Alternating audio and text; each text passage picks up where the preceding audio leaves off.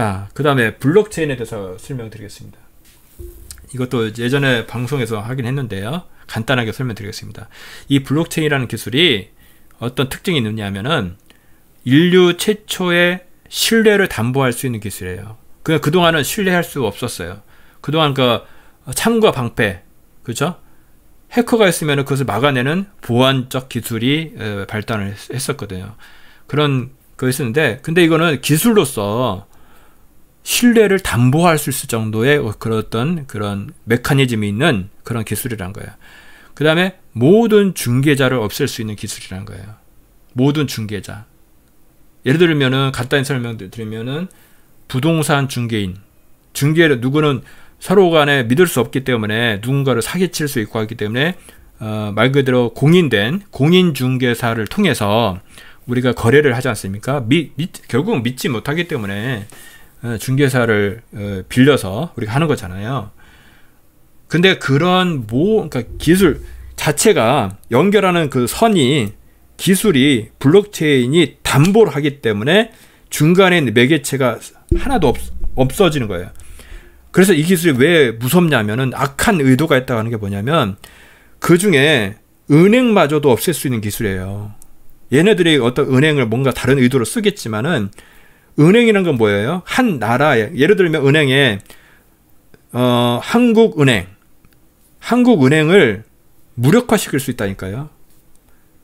그러니까 한국은행이라는 것은 뭐냐면 대한민국의 주권이에요.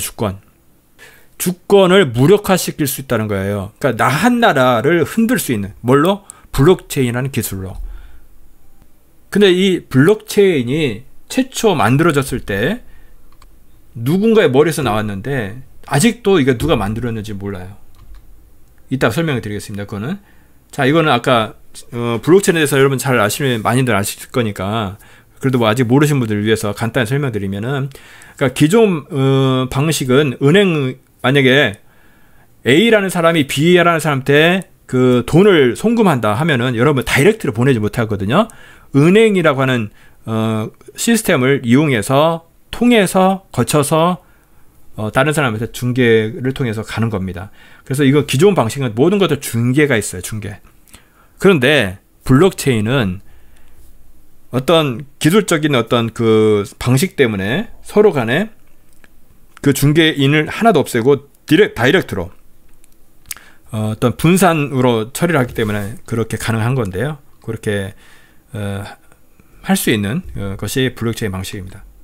자, 최초 개발자가 있는데, 자, 이게 베일에 쌓여 있어요. 자, 지금처럼 엄청나게 전 세계를 막 흔들 수 있는 그런 어떤 파괴력이 있는 것을 개발을 했는데, 만약에 누군가가 개발했다고 하면은, 정정당당하다고 하면은, 자신을 드러낼 거예요. 근데, 아직도 밝혀지지 않았습니다. 여기는, 그러니까 비트코인 시스템을 발명한 사토시 나카모토라고 처음에 이렇게 정체를 밝혔는데, 근데 그 누구냐, 그게 밝히라고 노력하는 사람들이 많았대요.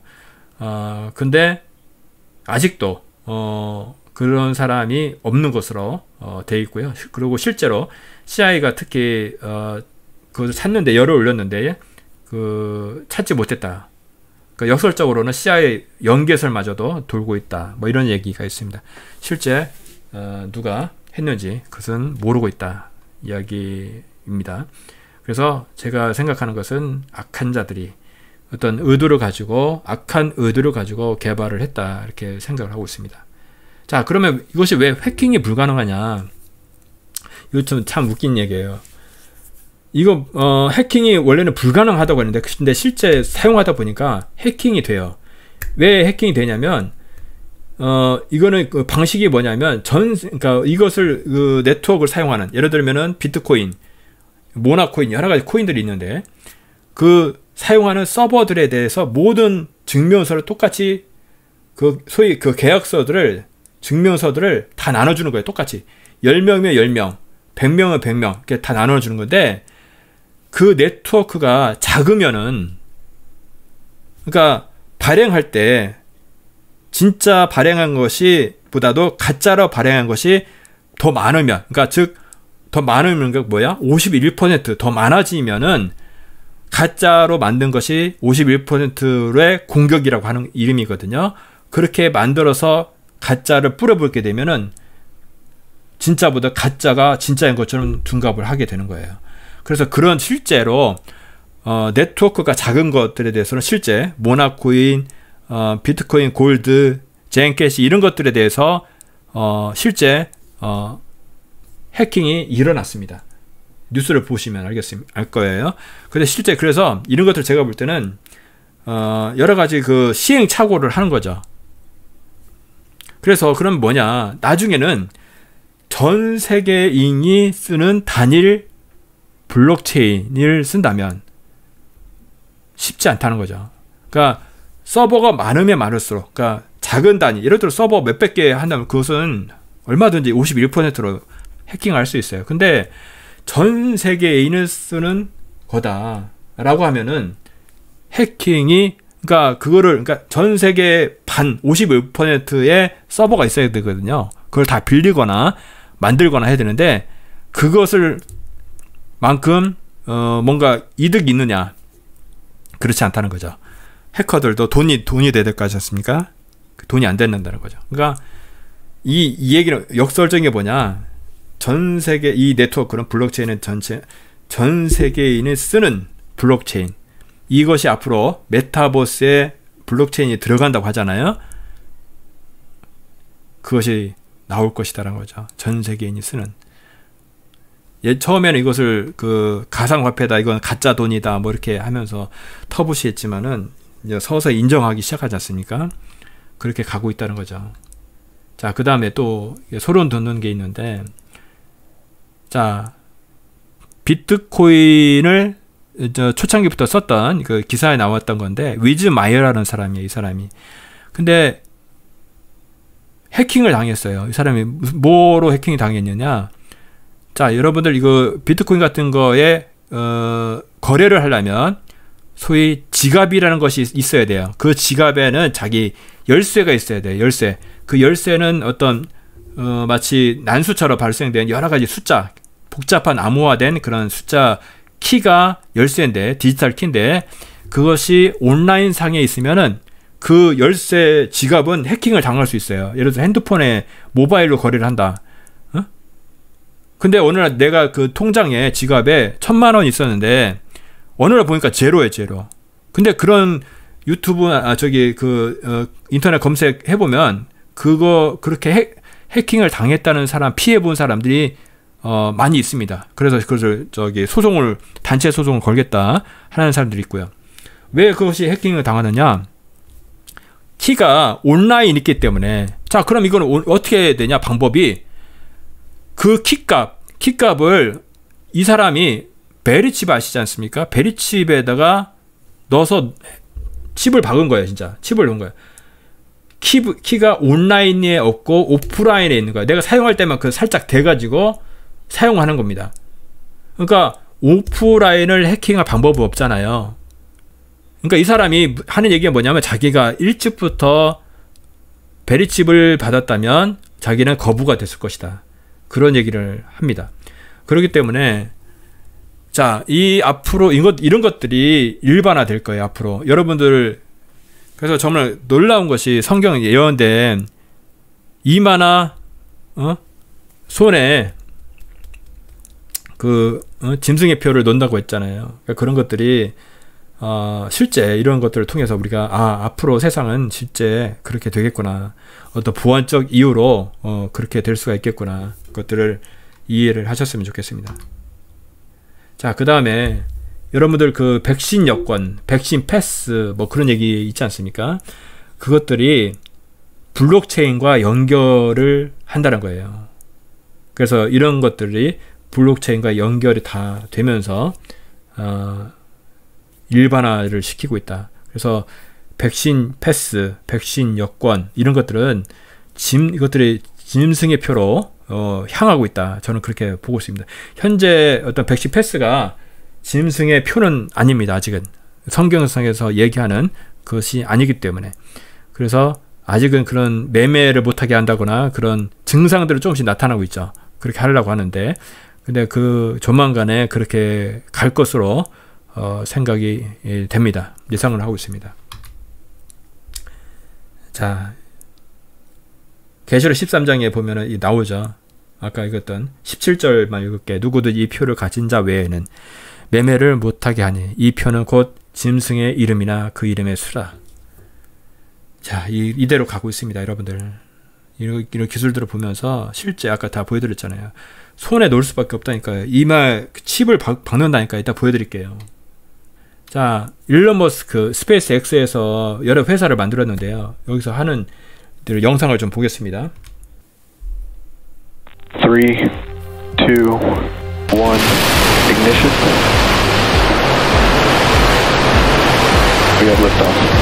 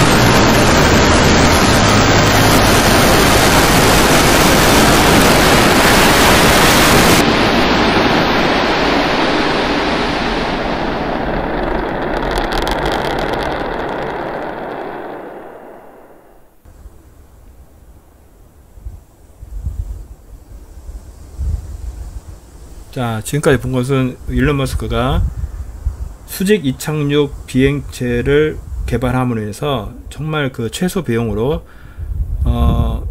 정말 여러 개의 인공위성을 발사를 실용화할 수 있는 것입니다. 지금 보는 것은 뭐냐면 하늘에 떠 있는 진짜 어마어마한 많은 인공위성이 하늘에 떠다니는 거예요.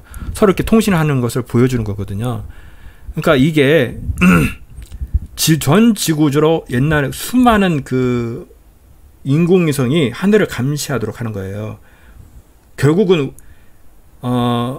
명분은 뭐냐면 전 지구적으로 인터넷이 다 되도록, 예를 들면은 높은 엘리베이터 산이라든지 바다 한가운데라든지 좀 아프리카 오지라든지 그런데 모든 곳에서도 인공위성 인터넷이 되게 하겠다.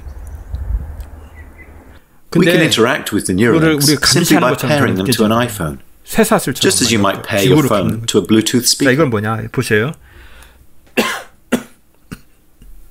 The links record from more than 2,000 electrodes implanted in the regions of Page's motor cortex that coordinate hand and arm movements. 원숭이한테 칩을 박았는데 Neurons in this region 조이스틱에 선이 modulate their 빠져 activity 있거든요. with intended hand movement.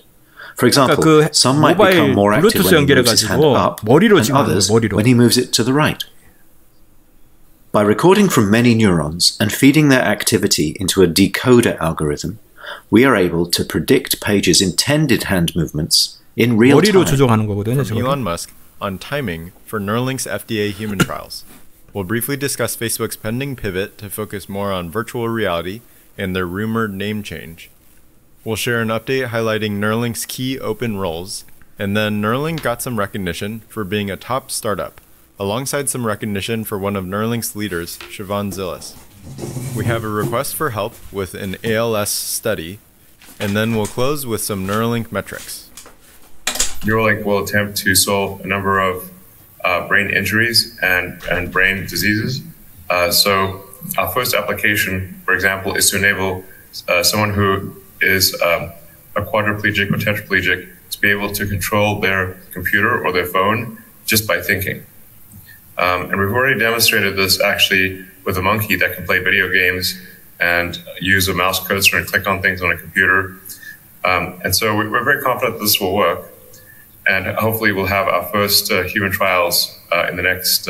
allow us to use AR and VR technologies, or as an extension of what Neuralink is doing, we could actually ourselves be enabled with technology. The next evolution of the smartphone is going to reach the market eventually, whether it's wearable devices like Fitbits, Snap's Spectacles, or Facebook's Oculus Quest 2, or implanted brain-machine interfaces. The future where our brain is immersed in a virtual world is inevitable. As a human race, we are already spending countless hours online. Plus, when was the last time Apple released a new iPhone feature? It's time for something completely different. Seeing that this is where the industry is headed, how could tech giants like Facebook, Apple, or Google afford not to work on virtual reality and brain-machine interface projects? Facebook appears to be the tech giant leaning most into the virtual reality space. The company has worked on various VR initiatives in the past. It's been several years since they acquired Oculus VR in 2014, but the space is starting to heat back up, and it looks like Facebook is starting to prepare for their next major step as a company. 우리는 역사상 가장 중요한 시점을 지나고 있습니다. 하나님께서는 하나님의 일을 하시기 전에 사람을 준비시키셨음을 우리가 알고 있습니다. 하나님 말씀은 마지막 때에 대추수, 대부흥의 때가 있다고 분명히 예언하고 있습니다. 아멘. 하나님의 말씀이 그대로 성취될 것을 믿습니다. 예레미야 눈물은 잠자는 교회와 영혼을 깨우기 위해 노력하고 있습니다. 이 가슴 뛰는 일에 함께 하길 원하시는 분은 카카오 채널로 연락 주시기 바랍니다. 당신은 위대한 하나님의 사람입니다.